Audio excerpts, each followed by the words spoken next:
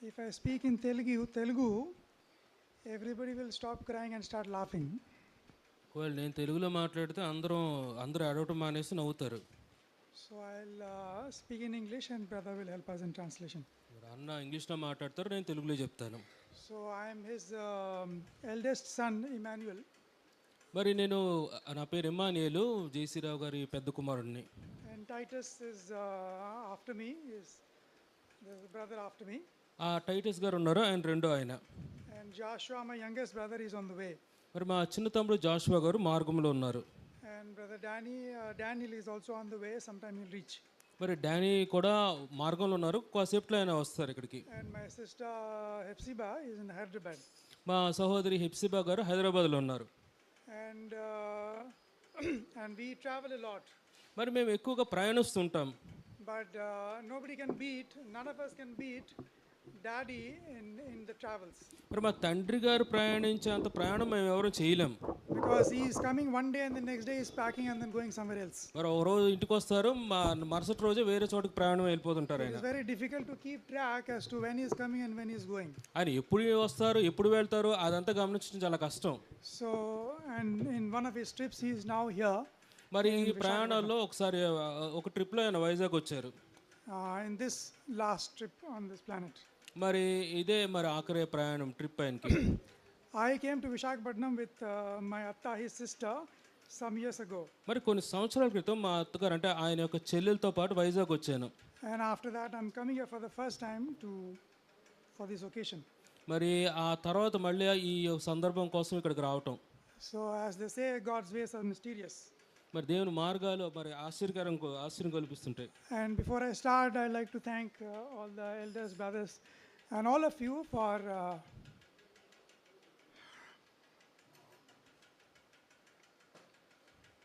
taking care of my dad. మరి ఆరంభించక ముందు ఇక్కడ ఉన్న పెద్దలు సహోదరులందరికీ వందనాలు తెలుసు, ఎందుకంటే మా తండ్రి గారిని జాగ్రత్త చూసుకున్నారు మీరు. And I know the whole night you've been awake and singing songs and in ministry. మరి ఆ రాత్రంతా మీరు మేలుకుగా ఉండి పాటలు పాడుతూ ఉన్నారు, దాన్ని బట్టి వందనాలు. And so as I said, my dad is we call him a frequent flyer. He keeps traveling. మరి చెప్పిన విధంగా మా తండ్రి గారు అలా ప్రయాణిస్తూ ఉంటారు. And when Luke Baba called me at about 1:15 yesterday. మరి నిన్న దాదాపు 1:15కి లూక్ బాబాయ్ గారు కాల్ చేసినప్పుడు And he said he's got fever. ఆయన చెప్పారు ఆయనకు జ్వరం ఉందని.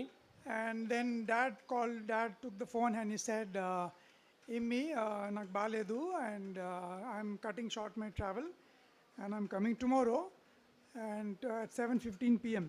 ఆయన ఏమన్నారంటే, ఇమ్మి మరి నాకు అనారోగ్యంగా ఉంది కాబట్టి నేను ప్రయాణం మార్చుకొని రేపు దాదాపు 7:15 కల్లా Delhi వచ్చేస్తానన్నారు. So that is my last words from my father. మరి నా తండ్రి గారితో చివరి మాటలు నాకు అవే. But I did not panic. I did not even, to be honest, I didn't pray about it. మరి దాని గురించి నేను చింతించలేదు, దాని గురించి నేను ప్రార్థన కూడా చేయలేదు. It's because all of us, all the 5 siblings, brothers and sisters, we feel that he is the strongest amongst us. మరి మా 5 అన్నదమ్ములు మా సహోదరు మేము ఏమనుకుంటారంటే మా అందరికంటే ఆయన బలవంతుడు. Because he is like traveling all the time and he is fit. మరి he's fit, he's healthy. మరి ఆయన చాలా ఆరోగ్యంగా ఉన్నారు అని మేము అనుకుంటాం. He got attacked by corona twice. ఆయనకి 2 సార్లు కరోనా వచ్చింది. And he came out of it with no side effects. మరి ఎటువంటి సైడ్ ఎఫెక్ట్స్ లేకుండా ఆయన కరోనా నుంచి బయటపడ్డారు. And he is running with a pacemaker in his heart. ఆయన హృదయం మరి గుండె దగ్గర పేస్ మేకర్ కూడా పెట్టారు. And he is very active. ఆయన చాలా మరి చురుగ్గా ఉండే వ్యక్తి. Except for his weight, which becomes a little difficult for him to move, the rest of him and his voice, you all know, is very strong and powerful. మరి మీ అందరికీ తెలుసు, కొద్దిగా బరువు ఉన్నారు, కొద్దిగా నడవటం కష్టం, కానీ ఆయన స్వరము అది ఎంత పెద్దదో మీ అందరికీ తెలుసు. So a lot of people say that I look like him. చాలా మంది అంటారు నేను ఆయనలాగా ఉంటానని. But his voice we have not inherited. కానీ ఆయన స్వరం అయితే రాలేదు నాకు. So my voice is like, as you can hear, the way it is. మరి ఇప్పుడు మీరు వింటున్నట్టే నా స్వరం ఇలా ఉంటుంది. And a lot of people from the security guard, when I call, they say good morning ma'am. Security గార్డులు ఎవరైనా call చేసి గుడ్ మార్నింగ్ మేడం అంటారు. So that's how my voice is. నా స్వరం అలాగ ఉంటుంది. మరి very unlike my father. మరి మా తండ్రి గారు లాగా ఉంటుంది. So I was saying that he was very strong and healthy. మరి ఆయన చాలా మరి బలంగా ఉంటారు, చాలా ఆరోగ్యంగా ఉంటారు. But God's in His own mysterious way and His manifold wisdom chose the 7th of April to 2026 to take him. మరి దేవుడు తన జ్ఞానం ప్రకారము ఆయన సమయంలో మరి 7వ తారీఖు ఏప్రిల్లో మరి ఆయన తీసుకుని వెళ్ళిపోయి ఉన్నారు. And after many travels around the globe, he is resting here. మరి ప్రపంచంలో ఎన్నో ప్రదేశాలకు ప్రయాణించిన తర్వాత ఆయన ఇక్కడ విశ్రాంతి తీసుకుంటున్నారు. And he was planning in the month of May and June also. మరి మే నెలలో జూన్ నెలలో కూడా ఆయన పరిచర్య కోసం మరి ప్రణాళికలు వేసుకున్నారు. And his calendar is very busy. ఆయన క్యాలెండర్ చూస్తే చాలా మరి బిజీగా ఉంటుంది అది. And we also felt that at 85 not many people are not many people are active like him. మరి మేము చూస్తాం కదా 85 అంటే 80 సంవత్సరాలప్పుడు ఇంత చురుగ్గా ఎవరు ఉండరు. In fact, in June he would have been 86. అంటే బతుకుంటే ఈ జూన్కి ఆయన 86కి వచ్చిండేవాళ్ళు. So we felt that his movements in his traveling keeps him fit and healthy. కాబట్టి ఆయన ప్రయాణించే విధానం చూసి ఆయన మంచి ఆరోగ్యంగా ఉన్నారు, ఫిట్గా ఉన్నారు అనుకున్నాం. And when he is with people like you, he gets energized.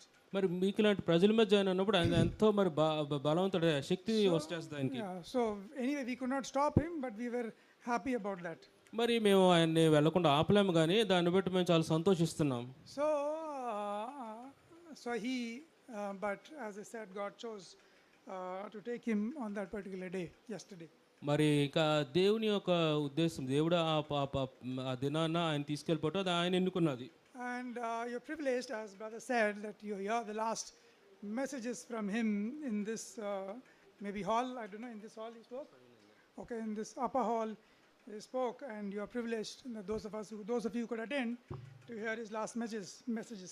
మరి ఆయన చెప్పిన వర్తమానాల్లో చివరి వర్తమానాలు పై హాల్లో విన్నాం మనం దాన్ని. మరి ఆ యొక్క మరి ధనిలు మనం, అంటే we got that privilege. And I don't know how many times you heard his messages. మరి ఎన్నిసార్లు మీరు ఆయన వర్తమానాలు ఉన్నారో నాకైతే తెలియదు, కానీ And maybe his messages are on YouTube also. ఆయన వర్తమానాలు యూట్యూబ్లో కూడా ఉన్నాయి. So I'll tell you, like we know how his ministry is ended here. మరి ఆయన పరిచర్య అయితే ఇక్కడ ముగిసిపోయింది. But I like to tell you how it began. అది ఎలాగా ప్రారంభిందో చెప్తాను. But I think he also already told you, but I'll refresh your memory. ఆయన మీకు చెప్పే ఉంటాడు, కానీ మరొకసారి నేను గుర్తుకు తీసుకురావాలనుకుంటున్నాను. Because in the YouTube I hear he is talking about it. ఎందుకంటే ఆయన యూట్యూబ్లో ఆ విషయం మాట్లాడటం నేను విన్నాను. And it is the year 1990. మరి 1990వ సంవత్సరంలో, In 1989, 1989లో God called our mother. మా తల్లి గారిని దేవుడు పిలుచుకున్నాడు. In a very tragic train accident. మరి అంత బాధాకరమైన ట్రైన్ ప్రమాదంలో పిలుచుకున్నాడు ప్రభు. So after that, and the next year, మరి ఆ మరుసటి సంవత్సరం, just to change of location, other things, Dad decided to send me and Titus to south. మరి ఆ ప్రదేశం మార్చడం కోసం నన్ను టై చేసి మరి దక్షిణ భారతదేశానికి పంపించారు ఆయన. So then we came to Badvel. దాన్ని బట్టి మేము బద్వేల్ వచ్చాం. Then we came to Kovur. Kovvur వచ్చాం తర్వాత. Where Rattama was there, Daddy's sister. మరి అక్కడ మరి డాడీ వాళ్ళ చెల్లెలు ఉన్నారు. And we spent some days. కొన్ని దినాలు అక్కడ మేము గడిపాం. And then after a very nice food. అక్కడ మరి మంచి ఆహారం కలిగి ఉన్నాం. And I developed, it is not because of the food, but I had some problem in the stomach. మరి ఆ భోజనాన్ని బట్టి కాదు, కానీ నాకు కడుపులో వచ్చిన సమస్య మొదలైంది. And I had a train ticket was booked. మరి రైలు టికెట్ బుక్ అయింది. And but my stomach was not getting healed. అయితే ఈ కడుపు సమస్య తీరలేదు, ఇంకా తగ్గలేదు. And my Atama said, why don't you visit the hospital in Rajahmundry before you board the train tomorrow? మరి మా అత్త ఏమన్నారంటే, మరి ట్రైన్ ఎక్కక ముందు రాజమండ్రిలో హాస్పిటల్ ఎందుకు వెళ్ళకూడదు. So then I was taken there. I don't know if Abel Baba, Luke Baba or somebody must have taken me there. మరి అయితే నేను ఎవరో నన్ను తీసుకెళ్ళారు, హాస్పిటల్కి అయితే వెళ్ళాను. And the doctor examined my stomach. మరి డాక్టర్ గారు అక్కడ నా కడుపుని పరీక్షించారు. And he said, if you'd got onto the train tomorrow, doctor గారు ఏమన్నారంటే, ఒకవేళ రేపుగా నువ్వు ట్రైన్ ఎక్కితే a dead body would have reached Delhi. అక్కడ ఢిల్లీకి డెడ్ బాడీ, అంటే చనిపోయిన శవం వెళ్తుంది అన్నారు. Because the appendix in my stomach had already burst. ఎందుకంటే కడుపులో అపెండిక్స్ అని ఉంటుంది, అదేదో పేలిపోయింది అది. And I don't know, maybe I have a high threshold of pain. I can manage a lot of pain, so I didn't feel it. మరి అయితే నేను ఎంత నొప్పైనా భరించగలను కాబట్టి నేను అది అంత గమనించలేదు నేను. It had burst, and doctor said a lot of people die out of this pain only. మరి ఆ యొక్క బర్స్ట్ అయిపోయింది కాబట్టి డాక్టర్లు అన్నారు చాలా మంది ఈ నొప్పితోనే చనిపోతారు. So obviously the train ticket was cancelled, and I was admitted in the hospital. మరి వెంటనే నేను ఏం చేశానంటే ఆ ట్రైన్ టికెట్ క్యాన్సిల్ చేసుకుని హాస్పిటల్కి అడ్మిట్ అయిపోయాను. And there was no WhatsApp, there was no phones, there was no YouTube. So they called my dad, మరి అది నెల ఫోన్లో ఉండే యూట్యూబ్ లేదు. మరి మా డాడీని పిలిచారు. and then he must have come by train, I think Dakshin Express, మరి దక్షిణ ఎక్స్ప్రెస్కి వచ్చినట్టున్నారు. and he came to Kovur. ఆయన కొవ్వూరు వచ్చారు. He was on a job that time, ఆ సమయంలో ఆయన జాబ్ చేస్తున్నారు. and he came to the room, ఆయన రూమ్కి వచ్చారు, hospital room, ఆ హాస్పిటల్ రూమ్కి వచ్చారు. and then I became some 70 kgs to I became some 53 kgs. మరి 53 కేజీలు బరువు ఉన్నాను అప్పుడు. My weight was lost completely. I became like very thin. మరి దాన్ని కొన్ని సమస్యను బట్టి నా బరువు అంతా తగ్గిపోయింది. నేను బాగా చిక్కిపోయాను. And dad came, dad saw, and he was like very shocked, and but he didn't show it. He was shocked, but he didn't show the pain. మరి మా డాడీ గారు మరి అది షాక్ గురైన కానీ అది ఆ పెయిన్ చూపించలేదు. నొప్పి చూపించలేదు. డాడీ చూపించలేదు. మా డాడీకి చూపించలేదు. Yeah, so then me and Titus and him were there, నేను టైటస్ అక్కడ ఉన్నాము. and the whole village would come to the room. మరి గ్రామం అంతా పల్లెటూరుకి వచ్చింది, ఆ రూమ్కి వచ్చింది. And while I would be on a glucose, నేనేమో గ్లూకోజ్ అంటే సెలైన్ పెట్టున్నారు. the whole room was be filled with food, biryani and crabs and rasam and all these things. People are having a lot of nice food. I was on a glucose. మరి నాకేమో saline glucose పెట్టారు. అయితే వచ్చిన వారు అంతా బిర్యానీలు ఆహార పదార్థాలు ఎన్నో ఆ గదిలో తెచ్చి పెట్టి ఉన్నారు. And it was a joyous occasion except for my glucose. మరి ఆ గ్లూకోజ్ తప్పిస్తే ఎంతో సంతోషకరమైన విషయం అది. And the surgery happened. మరి ఆ తర్వాత ఆపరేషన్ జరిగింది. And that night I also had, even though I was born again that time, ఏదో నేను తిరిగి జన్మించినట్టు అనిపించింది ఆ రాత్రి I నాకు. was born again already నిజంగా నేను తిరిగి జన్మించాను. before. దాని ముందు తిరిగి జన్మించాను. But that night, కానీ ఆ రాత్రి when I was alone in the hospital, and I was not sure will I make it to the next day. మరి మరుసటి రోజు వెళ్తాను లేదో నాకు తెలియదు మరి. But I committed myself to God. అయితే నా దేవునికి నన్ను నేను అప్పచెప్పుకున్నాను. Not sure if I will make it to the next day or not. That's why I committed myself afresh. కాబట్టి నేను దేవునికి ఏ విధంగా సమర్పించుకున్నట్టు వచ్చేదానికి మరి వెళ్తానో లేదో నాకు తెలియదు. But God's plan, in His own way, He healed me. అయితే దేవునికి తన సొంత ప్రణాళికలు అయితే ఉన్నాయి. But if you remember, the point I was trying to say is Dad's ministry of beginning. అంటే నేను ఏం చెప్తానంటే మా డాడీ యొక్క పరిచర్య ప్రారంభ దినాలు. So he came to the room and he spent a lot of time. మరి ఆయన రూమ్కి వచ్చారు, చాలాసేపు రూమ్లో గడిపారు. But a lot of people in the villages, you would call him and he would go and minister the word. అయితే అనేక మంది ఆ గ్రామాల నుంచి వచ్చిన వాళ్ళు ఆయన పిలిచేవాళ్ళు, ఆయన వాళ్ళ దగ్గరికి వెళ్ళి మరి వాక్యం చెప్తుండేవాళ్ళు. And then that is when I think where he started ministering more and more in neighboring villages. నేను అనుకుంటాను, అప్పటి నుంచి అనుకుంటాను ఆ చుట్టుపక్కల గ్రామాల్లో మరెక్కువగా ఆయన పరిచయం చేశారు. And that is the time మరి ఆ సమయంలో he wrote the song that I don't know how many of you know that. మరి అప్పుడే ఆయన పాట రాశారు. మీరు ఎంతమందికి అయితే తెలుసో తెలీదో. Can you guess the song that he wrote in that hospital? ఆ హాస్పిటల్లో రాసిన పాట ఏంటో తెలుసా మీకు? హల్లెలూయా పాడదా ప్రభు నిన్ను కొనియాడదు. So that song was written because I was in the hospital. ఆ విధంగా హాస్పిటల్లో ఉన్నప్పుడు ఆ పాట ఆయన రాశారు. So his journey began. ఆయన ప్రయాణం మొదలైంది. Writing songs. మరి ఆ విధంగా ఆయన పాటలు రాస్తూ ఆయన ఒక ప్రయాణం ఆరంభమైంది. And then beginning to share word in many places. మరి ఆ విధంగా ఆ సందర్భం నుంచి ఆ వేరు ప్రదేశాల్లో వాక్యాన్ని పంచుకోవడం అనేది ఆయన మొదలుపెట్టారు. When I was in the hospital for 1 month, which means that he was ministering throughout that 1 month. మరి ఒక నెల రోజులు హాస్పిటల్లో ఉన్నాను. ఆ నెల రోజులు ఆ చుట్టుపక్కల ప్రదేశాలంతా ఆయన వాక్యం చెప్తుండేవాళ్ళు. And when he came back to Delhi, ఆ తర్వాత ఢిల్లీకి వచ్చిన తర్వాత after some time, కొంతకాలం అయిన తర్వాత, and we were all studying in college. అప్పుడు మేమంతా కాలేజీలో చదువుకుంటున్నాం. None of us were working seriously. None of us didn't have a proper job. మరి మేమెవరు మాకు అక్కడ సరైన ఉద్యోగాలు లేవు, సరిగా జాబ్ చేయట్లేదు మేము అప్పుడు. We were studying. మేమంతా చదువుకుంటున్నాం. And Dad came one evening. ఒకరోజు సాయంత్రం డాడీ వచ్చారు. And he said, I have resigned. ఆయన అన్నారు నేను ఉద్యోగాన్ని రిజైన్ చేస్తాను అన్నారు. I think Luke Baba was there that evening in our house. ఆ సాయంత్రం పూట ఒక సహోదరుడు కూడా ఉన్నారు. And I remember that, and he hugged him. I think Luke Baba hugged Dad. దానిలో లూక్ బావ కూడా ఆయన మా డాడీని ఎంతో హత్తుకున్నారు ఆ సాయంత్రం. So that is how his ministry began. ఆ విధంగా ఆయన పరిచర్య మొదలైంది. He resigned his job in faith, not knowing what is going to happen, how is his 5 children going to manage their lives. మరి భవిష్యత్తు ఏమవుతుందో, 5 పిల్లలు ఏ విధంగా పెరుగుతారో ఏం ఆలోచించకుండా విశ్వాసం మీద ఆధారపడి ఆయన ఉద్యోగాన్ని విడిచిపెట్టారు. But I think God honored his faith, దేవుడు ఆయన ఒక విశ్వాసాన్ని గణపరిచారు. and God blessed all of us. దేవుడు మా అందరిని ఆశీర్వదించాడు. Now I want to seek that you would continue to pray for us, మీరు దయచేసి మా కోసం అలా ప్రార్థనలు కొనసాగించండి. that we might walk in the footsteps of the Lord Jesus Christ. మరి ప్రభు యేసుక్రీస్తు వారికి అడుగుజాడల్లో మేము నడుచులాగా మా కోసం ప్రార్థన చేయండి. That we might walk for the expansion of his kingdom.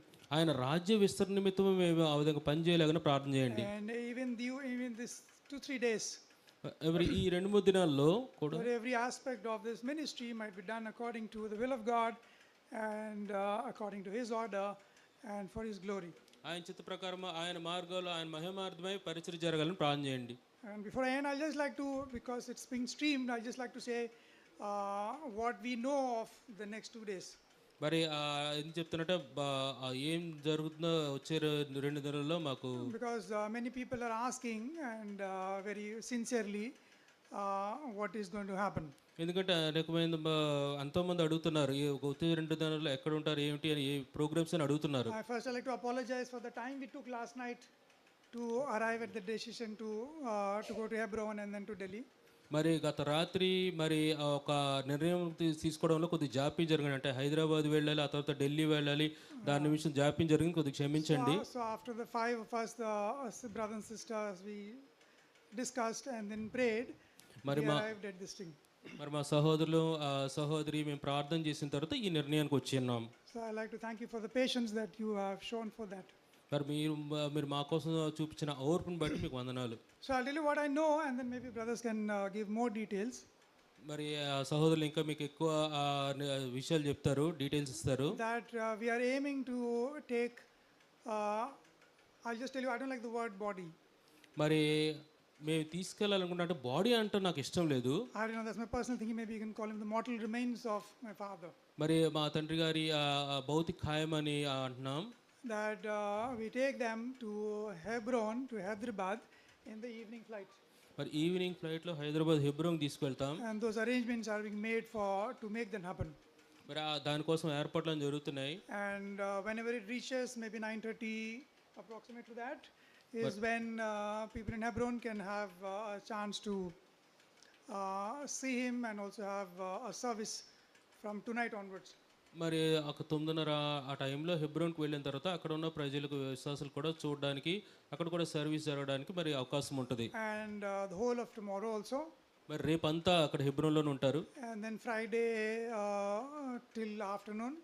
మరి శుక్రవారం కూడా మధ్యాహ్నం దాకా హెబ్రోన్లోనే ఉంటారు. And the evening flight has not been booked yet. Once we book the exact flight details, then we will know when we have to move the mortal remains from the compound to the airport. So we don't know the exact flight details as of now.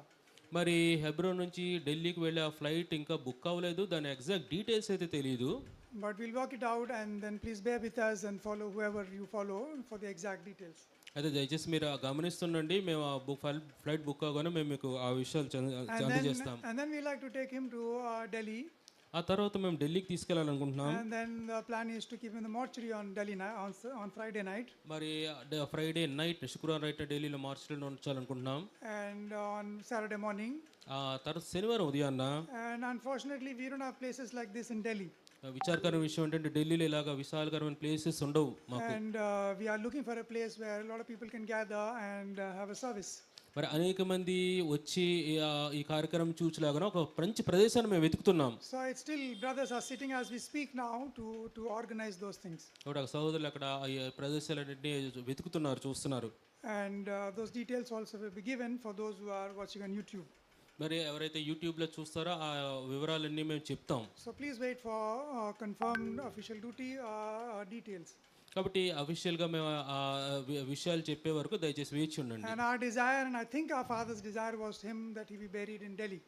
మరి మా తండ్రి గారి యొక్క ఆశ, మా ఆశ ఏంటంటే ఢిల్లీలో పాతి పెట్టాలని. Because in Delhi is where my mother is also buried. ఎందుకంటే ఢిల్లీలో మా తల్లిగారిని కూడా పాతి పెట్టారు. And we believe that the same grave can be used for my father. మేము అనుకుంటాము అదే ఒక సమాధిలో మా తండ్రి గారిని కూడా పెట్టొచ్చని. That is also, the brothers have gone there to confirm that. అయితే మా సహోదరులు వెళ్ళారు అది ఆ నిర్ణయం అది నిశ్చయపరచుకోవడానికి. So because of all these, we will not be able to give a confirmed time sheet of exact details. మరి వీటన్నిటిని వల్ల మేము ఎగ్జాక్ట్గా ఆ సమయం మీకు చెప్పలేకపోతున్నాం. So our only request is to please bear with us, and the brothers who are in charge here and then maybe later Hebron can give us more specific details, and then Delhi also will come, and then once I know also, then maybe I can share exact details. కాబట్టి దయచేసి ఇక్కడ ఉన్న సహోదరులు హెబ్రోన్ సహోదరులు దశ వేచి ఉండండి, మేము ఆ నిర్ణయాలన్నీ మేము మీకు చెప్తాం. Okay, as a family we didn't have the time to even grieve together or share the pain, మరి కుటుంబంగా మేమంతా ఒక చోట కలిసి ఆ బాధను పంచుకోవడం కూడా మాకు సమయం లేదు. because it's been like a roller coaster, or been like very hectic from the time we heard the news.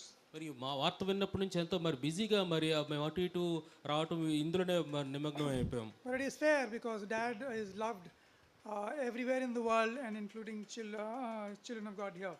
ఎందుకంటే మా తండ్రి గారిని ఈ భూలోకంలో ఉన్న విశ్వాసాలను ఎంతో ప్రేమించారు, ఇక్కడ ఉన్న వాళ్ళు కూడా మీరు ఎంత ప్రేమిస్తున్నారు. So we accept that Dad doesn't just belong to us but to all of you guys, all of you. మరి దీన్ని బట్టి మా డాడీ మాకు చెందినవాడు అని మేము అనుకోం, కానీ అందరికీ చెందినవాడు అని మేము అనుకుంటాం.